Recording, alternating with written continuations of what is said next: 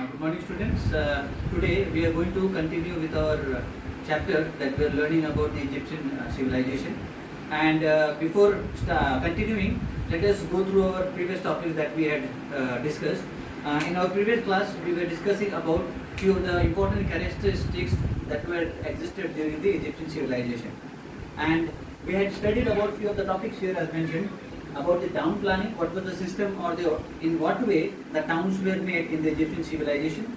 Then we studied about the buildings, and we discussed about two important types of buildings that were built during the time. One was known as the dwelling houses and another was known as the public places. Now in dwelling houses were those places where individual or private individual people, they made their own houses for their personal living, and on that basis people were classified according to their structure of building, whereas poor people had single story buildings and rich people had multi-story buildings which were made out of stones, and states were there which connected one part of the building to the another part of the building, that is the first ground floor toward the first story. Now the next we studied about the architecture and planning. In this we importantly discussed about few important structures such as pyramid. During this time we studied as to how pyramid were made, and still now how historically it is important today also in regarding to tourists and tourism, and how it was built having such a high structural building, and how important was the other features that were existed during this time around it, which was known as the Sphinx. Now where it was located? It was located in Gaza, city of Gaza, and still now it is prevailing there, and which is one of the seven wonders of the world considered in the historical background. The next we studied about the society, where we studied in society part we had studied about what were the system in which people lived during the time, in which there were three important classification of the society. One was the upper class, middle class and the lower class. Now in upper class we had studied that it was considered to be those class of people where kings, nobles, priests and other king related people were classified in the upper classes society. The second was the middle class, where merchants, traders and businessmen were classified into this group, and then the lower class were farmers, small farmers, landless farmers or peasants, and even there was one more existing category which was known as the slaves. Now who are the slaves? I explained you. This term slave were human beings who were commonly bought and sold like other goods and commodities in the market. During that time also human beings were bought. They were bought by rich people, they were bought into their houses, and they were made to do work, and it was considered that slaves, they did not have any kind of personal rights and liberties and freedom during that time.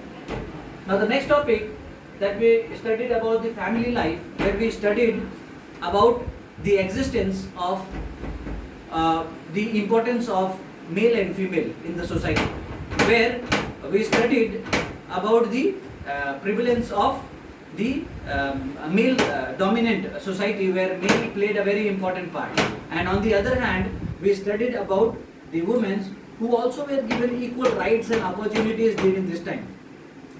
Then we studied about the food structure, where commonly people they had wheat and barley, and later on when agriculture developed more and more, then people started growing more of the different kind of crops. Now next is about the occupation that we are going to study now presently. Now it is one of the important topics that we need to know. Now in occupation it is considered that agriculture was the commonly based occupation during that time. Most of the people relied mostly upon agriculture and farming and growing crops. The next is about domestication of animals. Now this domestication of animals started, as we learned, in the earlier period itself, and this was developed where they used domestic animals and their products were taken, like milk, which was converted into various different products, and they were sold in the market and earnings were done. On the other hand, some of the other products like meat, skin of the animals, these were also traded, and business and other kind of livelihood activities were done by the people. So that is why domestication of animal was also one of the important occupation. Then arts and craft. Now as people we had discussed, or we know in history, that farming as it developed, one by one, slowly, gradually, people had extra time and they started doing other activities. And slowly they started coming up with new kind of business activities and trade, where arts and craft, that is handmade goods and things, were started to be made. And this also developed and a new occupational structure started. The next is about the medicines that were important. Now medicine, how it was important? When science developed, when they started discovering new kind of herbs, medicine through plants and natural things, they started doing Ayurvedic or medical kind of science practices, and through which various different medical products were also developed or invented or discovered by the Egyptian society. Now trade relationship. Now here it is mentioned about trade is that when different kind of occupation started, people started traveling through land, through waterways, and going to different other civilizations and started doing business or occupational exchanges or goods exchange, where they sold some of their products to the other civilizations and got those products which were not available in the civilization from the other civilization areas. Now here some of the important things that are mentioned here about what are the things that were traded or exchanged. Now most importantly, the things that were exported from here was the furniture, jewelry, agricultural items, and those things which were imported or they were brought from the other civilizations were regarded as imported. They go like gold, metals, important metals like gold, ivory, copper, and cedar wood. Cedar wood is the wood which were used mostly for furniture, making of furnitures, or it was very strong, or it was considered to those kind of woods which were very strong in nature, and due to it, it was converted into various, those woods were converted into furnitures and they were used, which was not available in the Egyptian civilization. They got it from the other civilization, carried from there, and they brought it here. Now, during this time, there was an important system that started to be adopted or practiced, which is known here as the barter system. Now, what is this barter system? What does it mean? Now, barter system means exchange of goods for goods. Now, why it started such? Because when trade and business relationship started building up, when people started going to other civilization and other civilization people started coming to their civilization, then as there were no existence of any kind of money exchanges, which is there in present times, so what they started practicing is that they started exchanging required goods with another goods.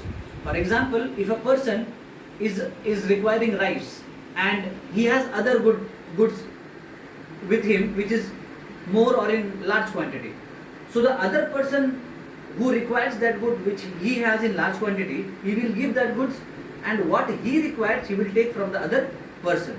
So exchange of goods for other goods started, and this is how the term barter system started. And this practice of trade and business, it continued with the system of barter system. Now the writings. Now what is about writings? It is the system of understanding or putting words into scripts, which are known as writing system. Now it is said that the writings of the Egyptian civilization was termed as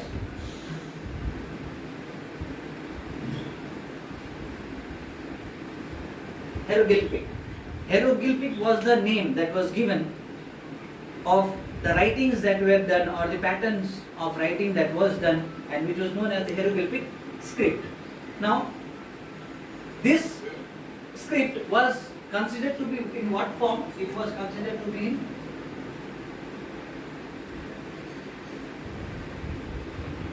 pictorial form. What does it pictorial form means? It means it was a kind of picture drawing kind of writing. It was not as now as we use ABCD or collective alphabets and then make words. It was pictures kind of writing which they adopted in their own understanding and used this as their own writing skills. Now there were about various important pictures that were used. It is said that they used around 2000 pictures to depict their writings or understanding among each other. And this is how in different ways they developed. And later on it was said that these 2000 words or pictures were transferred, or it was transformed into 24 alphabets.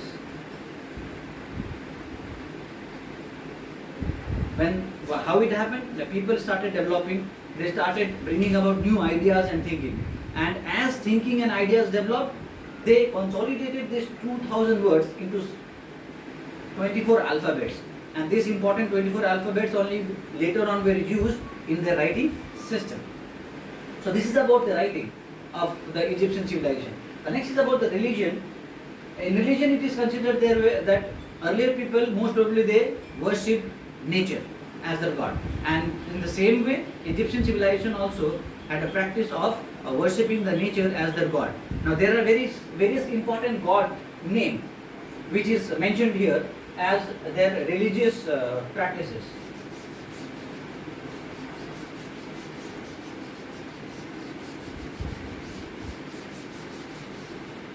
Now it is said they believed in various gods and goddesses in regarding to their practices, and there existed, according to their mythological beliefs, there existed a god whose name was considered as Ra. He or she was the god of nature. She was the goddess of nature, which they called as Ra. And simultaneously there were various different other gods also, such as Osiris, who was known as the god of dead. Now here, if you see, there is a quite a bit of close connection with our Hindu mythological beliefs in regarding to different gods that exist in Hindu religion, where we consider god of death as Yama, and that is Yamraj. So in the same way, here Osiris was considered as the god of death. And various important other religiously they believed into different kind of existence of gods that were there. Okay. Now there was also an important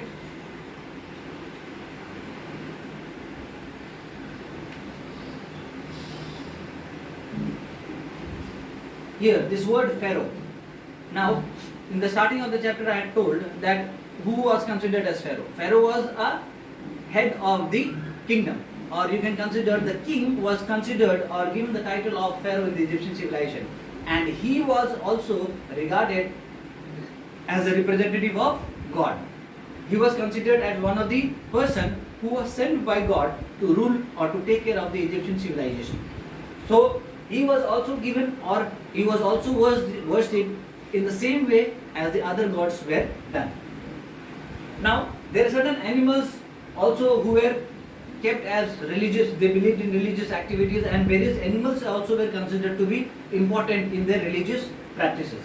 Now in this way, it is said that during the time of the Egyptian civilization, they believed in a theory which is known as